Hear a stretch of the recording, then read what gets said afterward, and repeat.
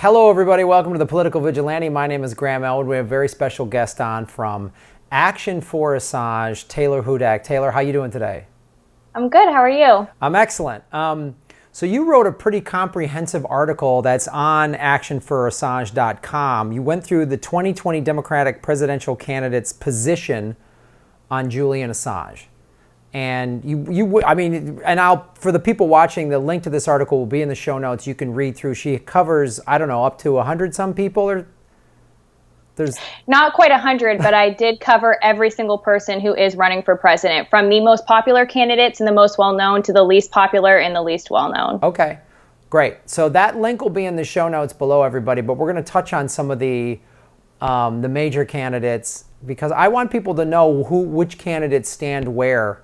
They need to know I'm obviously a big proponent of press freedom and Julian Assange being free, and I've interviewed people on the show. I've done the Unity for J thing. I've shown footage of people. I went to a rally up in San Francisco. So this is an issue that is pretty important to me, and I'm assuming to most of the viewers out there. So I know of no other place that has done this comprehensive of a coverage on this. Yeah, so I originally created this article back in June, and this was during the first round of the Democratic primary debates, and I figured that the candidates would not be asked about their stance on Julian Assange or issues related to the free press, of course. And I felt that that was important information for voters to know about, so I took it upon myself to put this article together. And I just did a lot of heavy research and just, collecting all of the information and statements that the candidates have said about Julian Assange throughout their political careers. And it's basically a body of work that I continue to work on to this day. I'm, constantly updating with more information as we learn more about the candidates, as people enter the race and as people exit the race. Okay. So let's get into some of the major candidates. Obviously, the corporate media keeps telling us that Joe Biden is the front runner according to their polls. Yet Bernie Sanders has 1 million unique donations, which they always seem to forget to put that information out there. But why don't you tell us about where he stands on Julian Assange? Yeah, so Joe Biden, I was able to find an interview that he had done with ABC News, and this was on the Australian network, I believe. And this is from 2010 when he was vice president. And basically the anchor of the show was asking him what the Justice Department was going to do about Julian Assange, because again, this was at the time when the collateral murder video was just released and WikiLeaks really was brought to the forefront of the media, and people were starting to question, okay, who's Julian Assange? So Biden said, and I'm quoting here, he said, well, first of all, he was asked if Assange is a criminal. And Biden said, quote, if he conspired to get these classified documents with a member of the U.S. military, that's fundamentally different than if somebody drops on your lap, here, David, which was the anchor at the time, you're a press person, here is classified material. However, I do make a note in the article that the United States government does not make a distinction between who is and isn't a journalist. So Joe Biden is kind of alluding to that, or suggesting that a press person has certain, First Amendment protections that the average person does not. And that is just not true. And, unfortunately, the anchor never really tries to clarify that stance. So it is very misleading. And he also calls Assange a high-tech terrorist. And many other, candidates have said this, and people in the press have said this. This is obviously very problematic, because to be considered a high-tech terrorist, that's a very strong term. Julian's activities and publications would have had to induce like a widespread fear and panic in the public, and that is just absolutely not the case. Instead, Assange was just trying to inform the public with truthful information, so we could have more information about our candidates and about what our government is doing, so we can have a more moral and just society. So that's where shocking that Joe Biden would say that. Of course he is, because so much of the WikiLeaks stuff, when people were critical of the Bush administration, the left was like, yeah, take them down. And when they were critical of the Obama administration, it's like, oh, they're terrorists and they're Russians or whatever.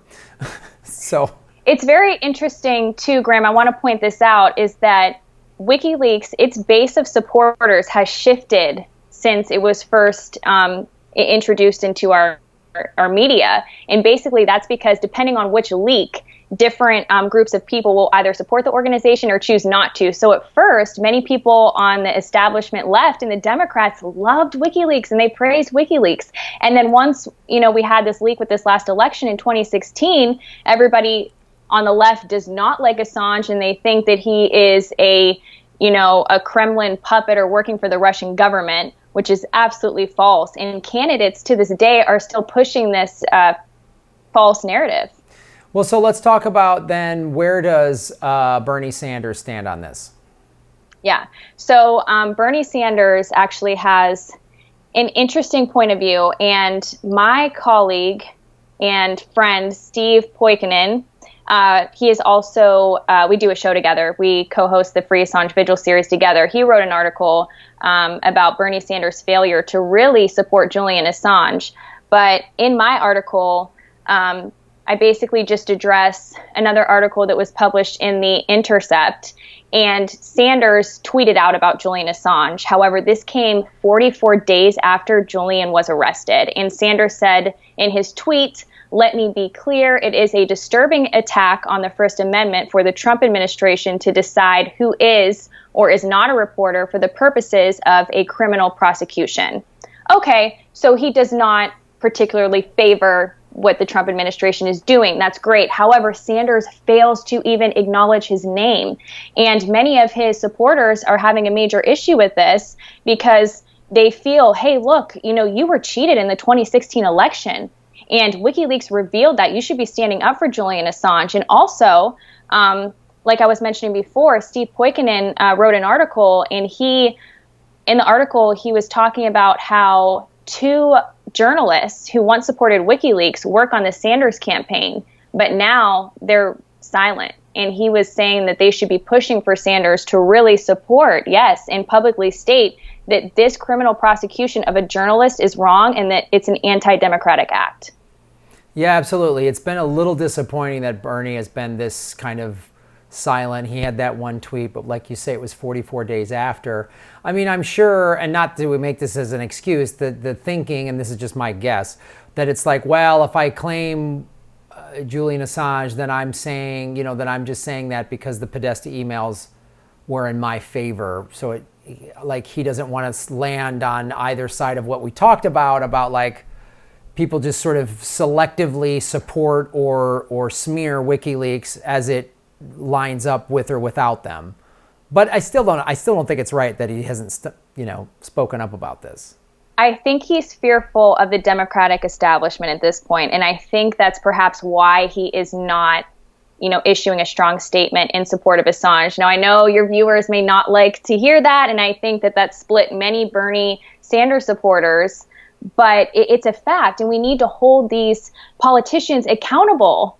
We shouldn't just blindly accept what they say and what they do just because we support some of their other policies. No, everybody needs to be held accountable, and especially on this issue. And I make this point too, Graham, at the beginning of my article. I say this is such an important thing for the candidates to address. And that's because how a candidate and politician, how they view the ultimate check on power and how they plan to treat that check on power is indicative of how they will behave once they are in power. That's a great point. And I say this a lot on this show too. Like, I'm obviously a very big Bernie supporter on a lot of his issues, but nobody gets a free pass. And we shouldn't just, well, that's Bernie, because there's plenty of viewers of this show who are big Bernie supporters. There's also plenty of viewers of this show who are like, nope, he bailed on us in 2016 when he endorsed Hillary, so I'm done with him and the Democratic Party. And I get both of those. And so that's why we're talking about this. That's why I'm having you on the show, because nobody gets a free pass. I took a lot of heat for having an interview with Peter Frederick 9 months ago, maybe, about the research he had done about Tulsi Gabbard's ties to Modi and Hindutva.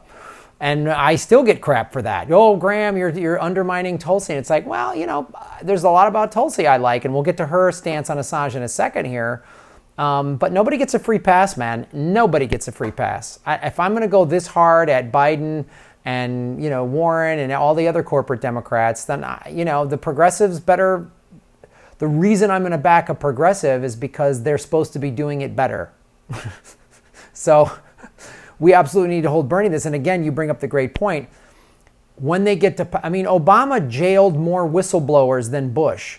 So this any blue will do. Sorry. I put so much hope and faith into Obama, and he passed gay marriage. That was good, but he really didn't protect. He could have put lasting protections against the environment, and he didn't. He could have, we're going to have another recession, and it'll be because Obama didn't prosecute anybody and didn't put any real legislation on the books other than Dodd-Frank, which is a Band-Aid on a shotgun wound. So, I'm nobody gets a free pass on this show. I don't care. That's too bad if people get butthurt about that shit. So let's go to Elizabeth Warren. What's her stance, being that she used to be a Republican until she was 47?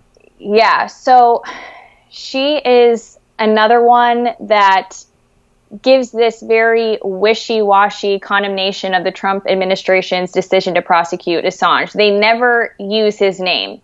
They want to stay clear of his name. So basically, Warren, this is coming from an article that was published in the Washington Times, and Warren said, Assange is a bad actor who harmed the U.S. national security, and he should be held accountable. But Trump should not be using this case as a pretext to wage war on the First Amendment and go after the free press, who holds the powerful accountable every day. And in my analysis of this statement, I said that there is absolutely no evidence to even suggest that WikiLeaks publications destabilize the national security. She's just further disseminating this mainstream media talking point that because of this leak that revealed this wrongdoing, it potentially may harm national security. And Julian Assange said that. He said, the media and the government will always do that. If you call them out on their lies, or if you try to expose their wrongdoing, they're going to come at you and say, oh, well, your revealing of this information could have potentially led to this being harmed, when there is absolutely no evidence of that. And then also she refers to Assange as a bad actor. Really? Because if he was a bad actor, that would indicate that the information that he was publishing was either misleading or deceitful, or that there was a motive to doing that, a malicious motive. His motive, of course, is for us to know the truth so we could have better leaders in a just and moral society. But this is misleading because WikiLeaks has a 100% accuracy rate. He's not a bad actor. He's just revealing the truth. He's not being deceitful or dishonest like the mainstream media is on a daily basis. Yeah. I'm pretty sure CNN, MSNBC, Fox, ABC, etc. Have a couple of retractions. Sure. Think about that. A 100% accuracy rate. That is unheard of. That's an excellent. That's absolutely outstanding. No one has that. Nobody has that. No. Not one. No, nobody does. And the thing that's so crazy about the whole bad actor thing, of course, it's about the Podesta emails in 2016, and he's a Russian asset. Sure. When if you go to WikiLeaks, there are literally hundreds of stories about Russian corruption, Putin, the oligarchs, everything else. There's all these stories about Trump's corruption and the Republicans' corruption. He just calls out who people give him information, people like Chelsea Manning, and he vets it, and then he puts it out there for the people to see the truth, and that's why there's no retractions. That's why not one person from the Podesta emails has said, I didn't wrote that email, and here's the proof. Somebody doctored my email, which you could easily do. You could doctor somebody's email pretty easily, and you could prove that your email was doctored pretty easily, but nobody has said that. We get psychopaths like Neera Tanden saying, if you bring up, they sit there and go, Russia, WikiLeaks, Assange, Russia for 3 years, and then you say, okay, well, let's talk about the DNC cheating in its own primary. Oh, let's not relitigate 2016. Oh, so you get to relitigate your bullshit deep state talking point Russia nonsense for 3 years, but we can't ask a question about the DNC leaks. Anyway, I went off on a tirade. But no, it's justified. I want to point out too that oftentimes, especially now, Assange is being accused of working with the Russian government, which is not true. WikiLeaks as a media organization is especially unique because WikiLeaks is the first of its kind to lie outside the boundaries of any political system, political structure, or government,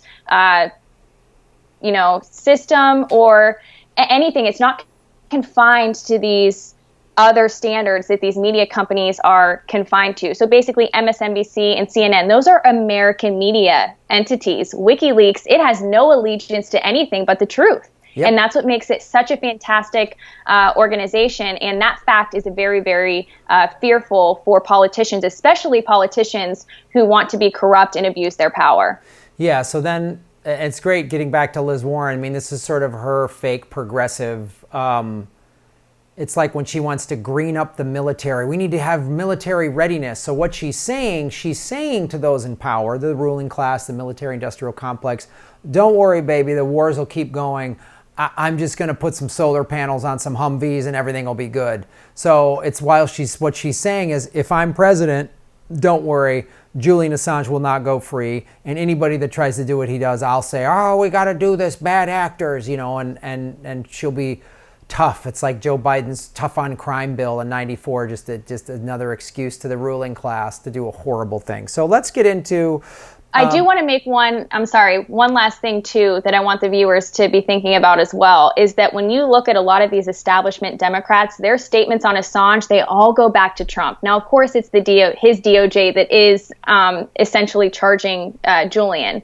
However, they use it as an opportunity to just kind of distance themselves from Trump a little bit, but not quite enough, because at the end of the day, they're still supporting this action to go ahead with the prosecution. And Beto O'Rourke does this really well. And I'm sure we'll probably get to his statements, but let's go into Beto's statements, because he's really good at sounding progressive with his fake Latino name and his oil lobby money. Yeah. So Beto O'Rourke, and before I get into this, I want to thank journalist Dak Rouleau, who has provided me with so much content for this article. He is always asking the candidates their perspectives on Julian Assange, even when it's a awkward situation and probably not the most comfortable one to be in. He does that, and he always sends me this information. So I want to thank him for that, and you can find his work at overwritten.org. Okay. But anyways, he published this video on September 7th of this year, and he approached Beto O'Rourke, and this was at the New Hampshire Democratic Party convention. And Rouleau just asked Beto, if he would support Julian Assange and if he would differ from the Trump administration's decision to prosecute him. And Beto says, these words here are very interesting. So he says, quote, "Look, I just make sure that we do not treat the press as the enemy of the people, but that we also protect our elections, our democracy from attacks. I'm really concerned about the complicity, not just between the Trump administration and Vladimir Putin, but the close connection between WikiLeaks and the Russian security services. So those are my feelings on the issue. I appreciate the question." And I said, also, any politician who tells you that he or she appreciates the question is really just resentful that you asked it. But I think you'll have a lot to say about that, since you are going to Russia soon. And he's still pushing this Russian narrative after we know that it's not true and it was a complete lie. Yeah, I'm just so tired of this. It's just like Trump, Russia, Russia, Trump, Trump, Russia. And it's just like, no, of course, none of these candidates are going to talk about the fact that Obama, did this. Obama could have pardoned him. Oh, gee, Obama didn't. Obama put Chelsea Manning in jail for 7 years. Like, where is the left on an LGBTQ veteran was in jail for 7 years and now is back in jail because she won't play ball and lie, and tell the grand jury the lies they want her to tell. They want her to say that she, whatever, if Julian forced her to do it so they can play this card, which is nonsense. And also, I'm glad that you brought up Chelsea Manning, because to go back to Bernie Sanders real quick, he did have a scheduled campaign rally event in Michigan just days after the arrest of Julian Assange on April 11th. And he talked about justice, and he talked about LGBTQ rights in his at his rally, something that he's passionate about, that he campaigns on. However, he failed to address Julian Assange, and he failed to address Chelsea Manning, a jailed transgender woman. So I think that's something important to also note, and I do address that in the article as well. Okay, so let's go. I know you've added some names like former HUD Secretary Julian Castro. What is his stance? So we really don't know. And the reason for that is I encourage everybody to watch that video because, and this again comes from Dak Rouleau, the journalist in New Hampshire. He asked, I think it's Julian Castro, what he thinks about Julian Assange, and he just laughs. Like, that's what he does. He just laughs and avoids the question.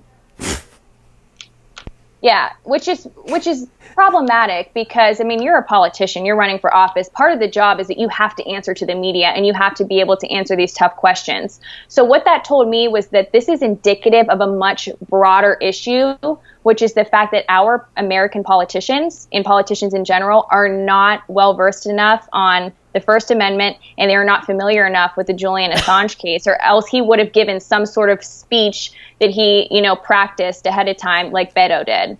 Yeah, it's... Hold on a sec. Okay. Sorry. It's okay. Okay. Yeah, I think what that Castro and is just one of the things to be a skilled politician in this corrupt environment is you got to know how to just evade a tough question, because he's not bold enough of a leader to take a stance and say, oh, Julian Assange should be freed and so should Chelsea Manning and we should have a free press. None of them have that they don't have any of those bold leadership qualities. So of this whole field, is there one candidate?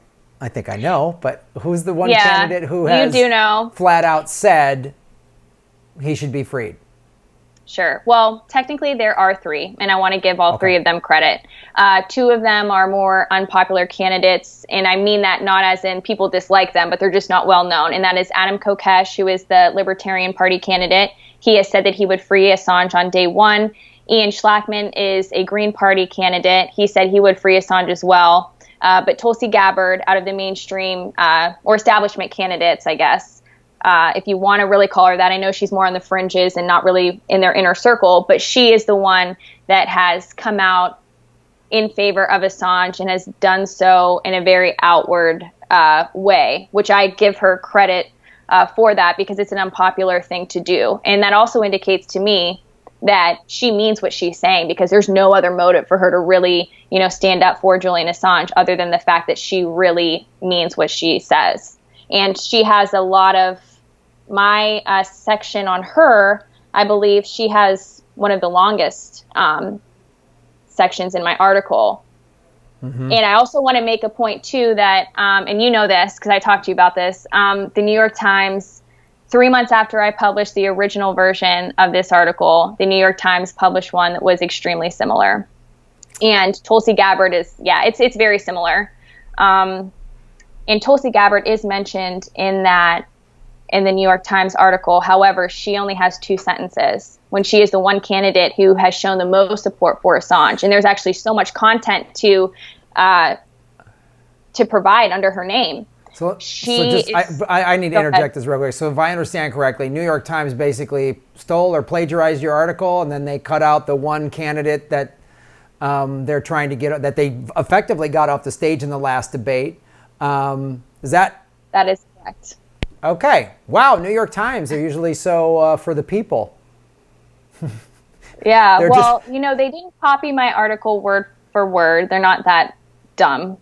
But the article is just remarkably similar. I don't know if they plagiarized it. I'll never know, probably. Mm-hmm. But I mean, if you look at both of them, they look very similar. And I did show both articles to a media law expert, and I told him what had happened. And he said, yes, you have a legitimate plagiarism claim. I'm not going to go ahead with that claim, of course. But the point is the fact that they probably did see this and steal this, because if you do Google 2020 presidential candidates in Assange, my article is the first one to pop up. And I usually don't say Google it, but sure. If you search it, you will find it. But that was surprising. I did call them and I asked them, I left them a message and just said that I wanted to talk to them about this, and I've yet to hear back from them. That's weird. Mm-hmm. Yeah. They're just probably used to just stealing independent journalist stuff and peeling away the stuff that doesn't fit their neoliberal warmongering agenda. But anyway, so Tulsi Gabbard, we were back to that. Yeah.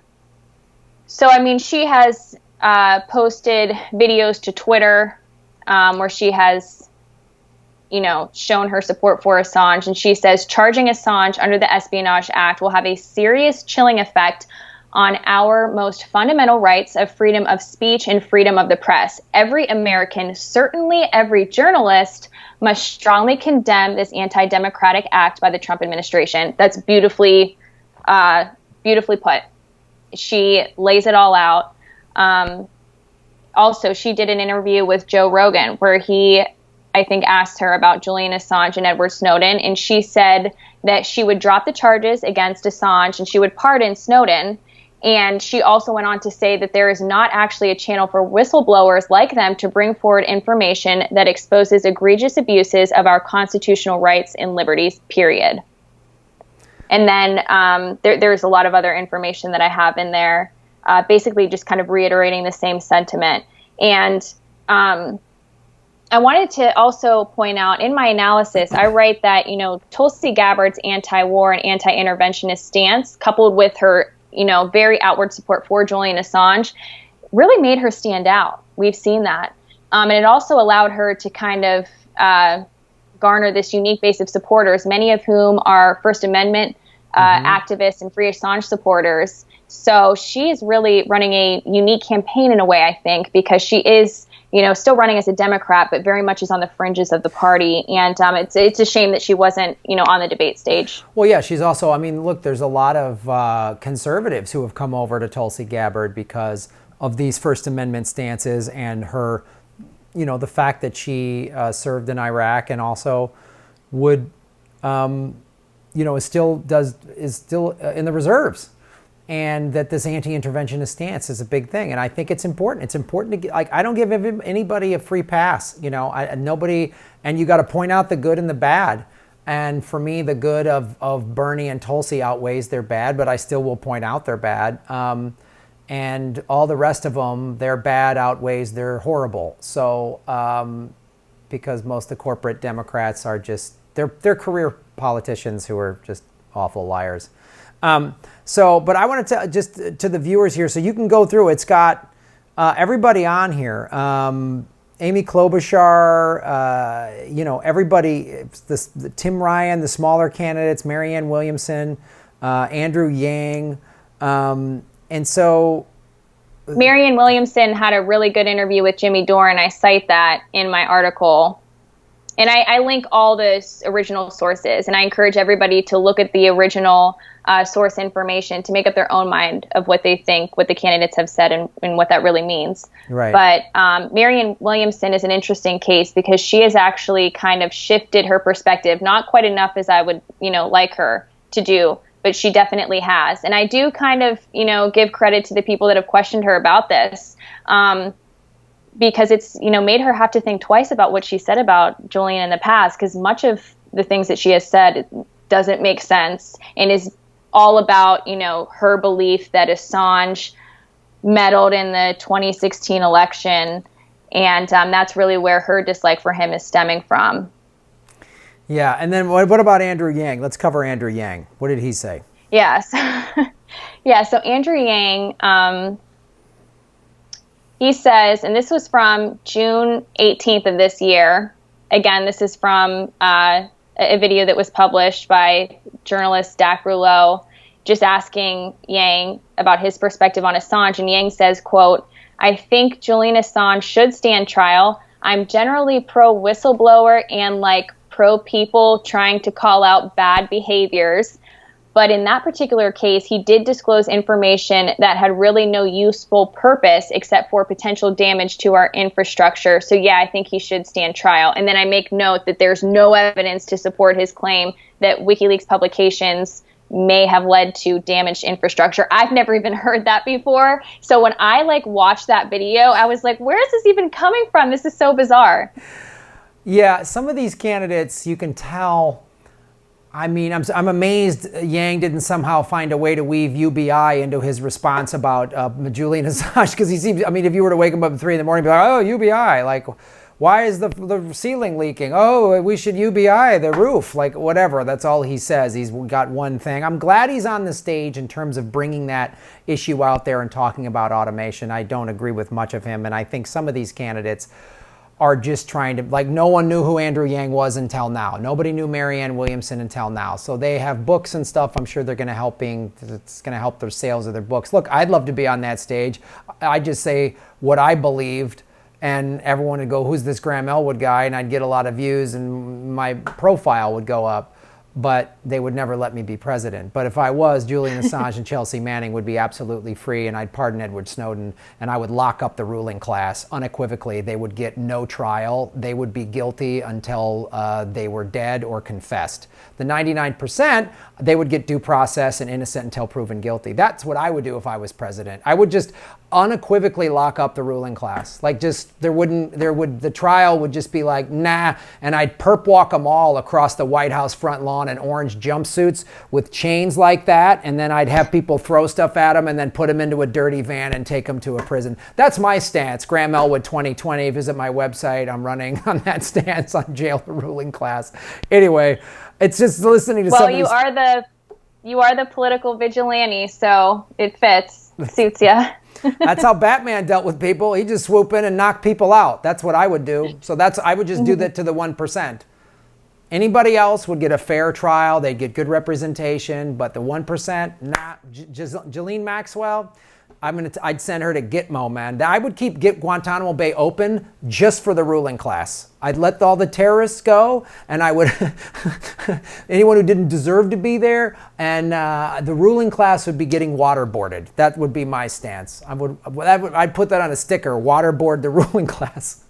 Well, I'm glad you bring up the ruling class, because this whole case shows that there is an inherently unique set of standards and regulations that they are subjected to that the rest of the public is not subjected to. And if you dare to call them out on this, like Chelsea Manning and Julian Assange did, and the other whistleblowers have, you're going to jail for a long time. Yeah. Look, James Comey leaked information to a professor friend of his. He's not being held accountable for that. But Julian Assange is, and Chelsea Manning is, and Jeremy Hammond is also implicated in this. No, you bring up a great point. There's also, I'm blanking on his name, but that general who gave information to his mistress. Is it Petraeus? Yeah.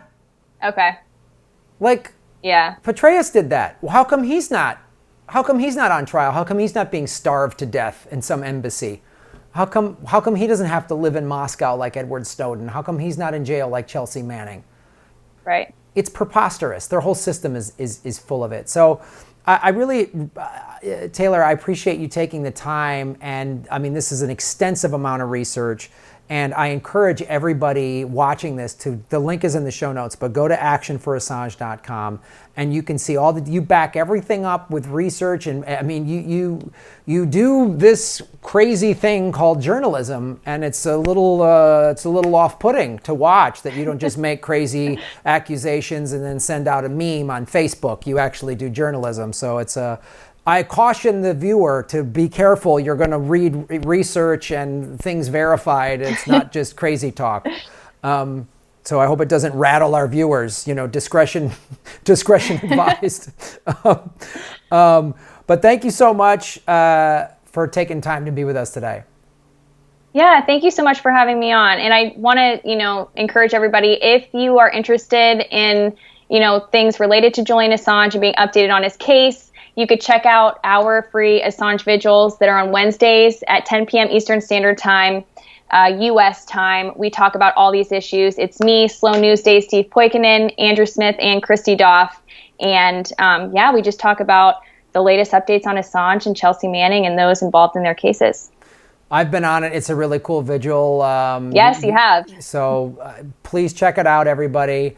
And I'm an independent journalist myself. YouTube, we made great strides. We went from 20 to 52,000 in about 6 weeks, and now they're throttling me again. They're unsubscribing people. They're throttling my numbers. They've taken my money down. So support me at patreon.com/Graham Elwood or rockfin.com/Graham Elwood. I'm performing in Moscow September 20th, St. Petersburg September 28th, and Ron Placone and I are doing Progressive Comedy Tour down under in Australia in November. And we just added more tour dates for 2020, Tucson, Seattle, and we're going to be adding more dates as it goes. So please go to grahamelwood.com, subscribe, hit the bell notification button. I go live every Sunday at 3. That might change when I'm in Russia, but that's how you can support everything that I'm doing. Thank you so much.